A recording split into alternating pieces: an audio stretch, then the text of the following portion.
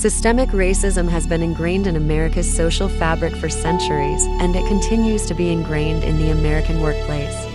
It began in 1619 when 20 enslaved Africans were brought to the British colony of Jamestown, Virginia. The transatlantic slave trade began as early as the 15th century. Africans were captured in West Africa and then transported across the Atlantic by Europeans in slave ships. Many of these Africans, who were chained together and tightly packed into these slave ships, died during the transatlantic crossing. These enslaved Africans were brought to America and sold into slavery. These enslaved Africans were seen as commodities to be bought, sold, and exploited.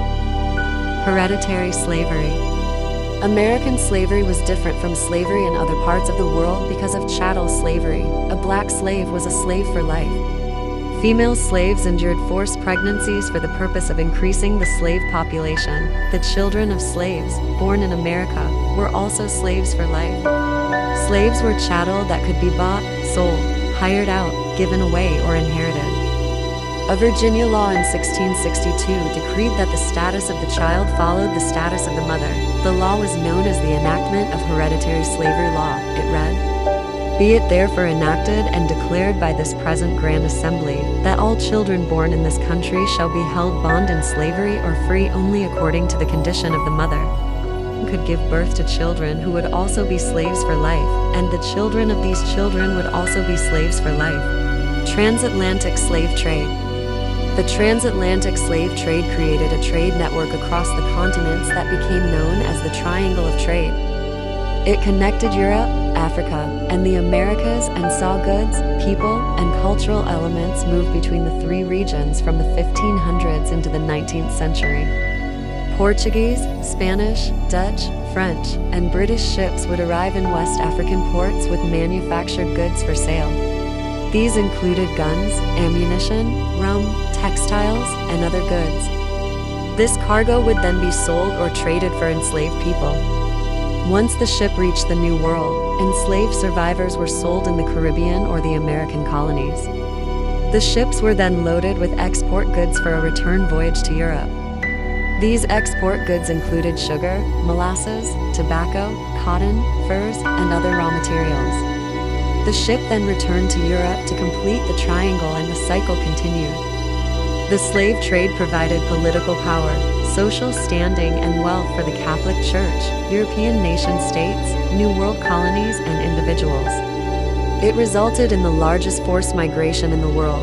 Some 12.5 million men, women, and children of African descent were forced into the transatlantic slave trade. The sale of enslaved people and the products of their labor secured the United States' position as a global economic and political powerhouse. Used their wealth to endow colonial colleges. Princeton, Columbia, and Brown were built with or benefited from enslaved labor. Harvard's law school was founded with a donation from the royal family, the largest enslaver in Massachusetts. Wealthy enslavers used the profits they made from the trade in African captives to build colonial cities. Their names remain visible on schools, streets, counties, and towns such as Trenton, New Jersey. The state of Pennsylvania was also named after an enslaver, its founder, the Quaker William Penn. White elites profited from all aspects of slavery. They financed slave voyages and invested in Caribbean sugar plantations. Fugitive Slave Act. In 1850, Congress passed a new Fugitive Slave Act, which required that all citizens aid in the capturing of fugitive enslaved black people. Lack of compliance was considered breaking the law. In 1857, Dred Scott, who was enslaved, went to court to claim his freedom after his enslaver transported him into a free state and territory. In the Dred Scott decision, the Supreme Court determined his fate when Chief Justice Roger B. Taney stated that no black person, free or enslaved, could petition the court because they were not citizens within the meaning of the Constitution. The 13th Amendment to the U.S. Constitution, ratified in 1865 in the aftermath of the Civil War, abolished slavery in the United States. Shortly thereafter, the 14th and 15th Amendments, along with the 13th Amendment, established equality for African Americans under the U.S. Constitution. The Civil Rights Cases of 1883. The Civil Rights Cases of 1883 combined 5 different cases that revolved around the 1875 Civil Rights Act.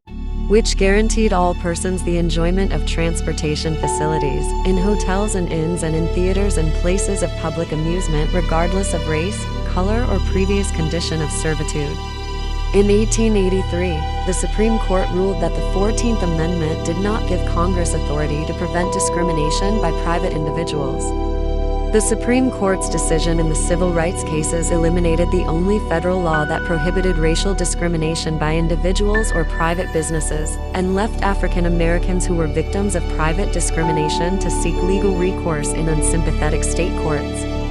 Racial discrimination in housing, restaurants, hotels, theaters, and employment became increasingly entrenched and persisted for generations.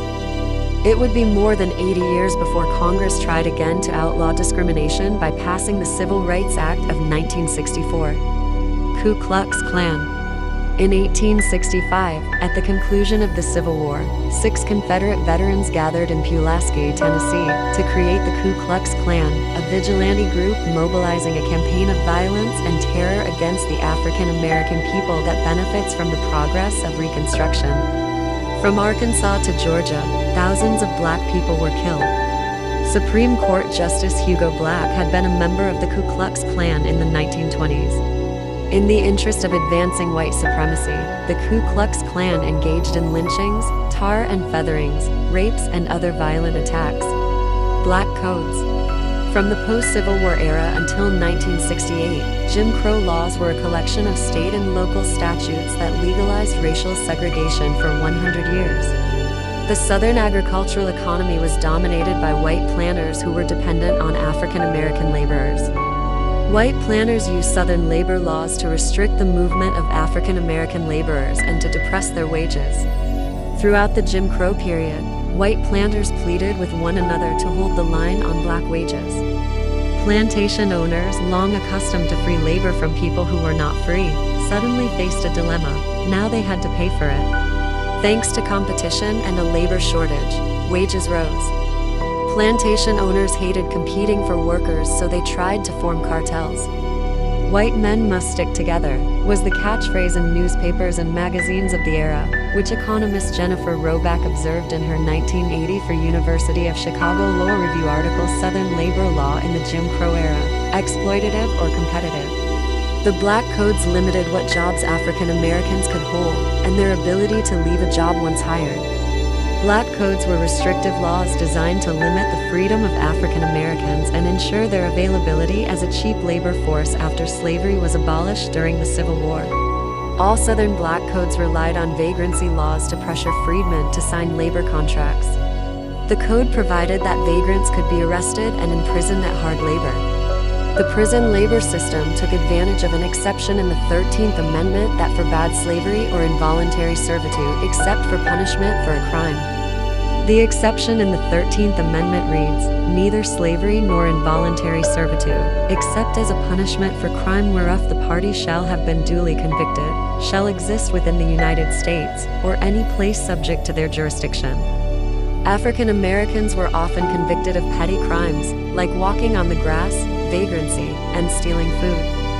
Companies and individuals paid leasing fees to state, county, and local governments in exchange for the labor of prisoners in farms, mines, lumber yards, brick yards, manufacturing facilities, factories, railroads, and road construction. The convict leasing fees generated substantial amounts of revenue for Southern state, county, and local budgets, and lasted through World War II. Lynching. During the Jim Crow period, 1882 to 1968, the NAACP estimates that there were 4,743 lynching in the United States. The highest number of lynchings occurred in Mississippi with 581 recorded, followed by Georgia with 531 recorded, and Texas with 493 recorded. African Americans were the primary victims with 3,446 lynchings recorded, or 72% of all recorded lynchings. Some white people were lynched because they helped black people or opposed lynching.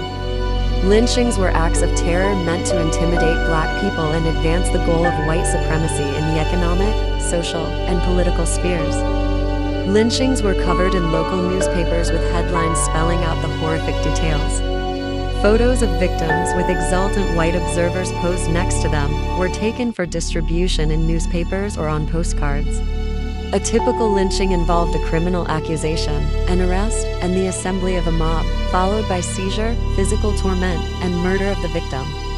Lynchings were often public spectacles attended by the white community in celebration of white supremacy. The Great Migration. The Great Migration, sometimes known as the Great Northward Migration or the Black Migration, was the movement of 6 million African Americans out of the rural southern United States to the urban Northeast, Midwest, and West between 1910 and 1970. The driving force behind the mass movement was to escape racial violence, pursue economic and educational opportunities, and obtain freedom from the oppression of Jim Crow.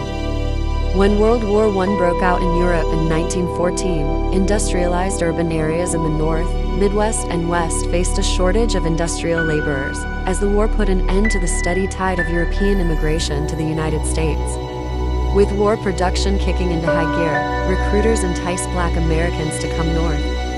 Race riots. The Red Summer was a pattern of white-on-black violence that occurred in 1919 throughout the United States.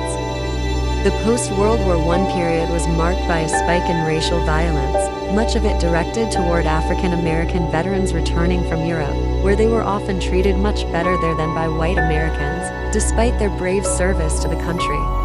The bloodiest incident occurred in Elaine, Arkansas, where it is estimated that over 100 African Americans were killed. The racial violence of the Red Summer erupted in many other southern locations as well as in the North, most notably in Chicago. The Tulsa Race Massacre of 1921 killed hundreds of residents, burned more than 1,250 homes, and erased years of Black success. Montgomery Bus Boycott. The Montgomery Bus Boycott was a civil rights protest during which African Americans refused to ride city buses in Montgomery, Alabama, to protest segregated seating. The boycott took place from December 5, 1955, to December 20, 1956, and is regarded as the first large-scale U.S. demonstration against segregation. 4 days before the boycott began, Rosa Parks, an African-American woman, was arrested and fined for refusing to yield her bus seat to a white man.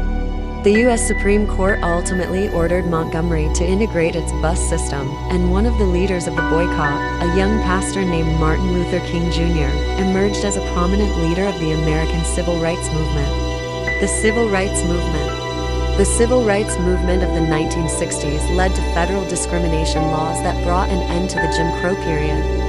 In 1964, President Lyndon B. Johnson signed the Civil Rights Act, which legally ended the segregation that had been institutionalized by Jim Crow laws. Title VII of the Civil Rights Act, as amended, protects employees and job applicants from employment discrimination based on race, color, religion, sex, and national origin. Title VII protection covers the full spectrum of employment decisions, including recruitment, selections, terminations, and other decisions concerning terms and conditions of employment. The widening black-white pay gap. Today, the widening black-white pay gap is evidence of systemic racism.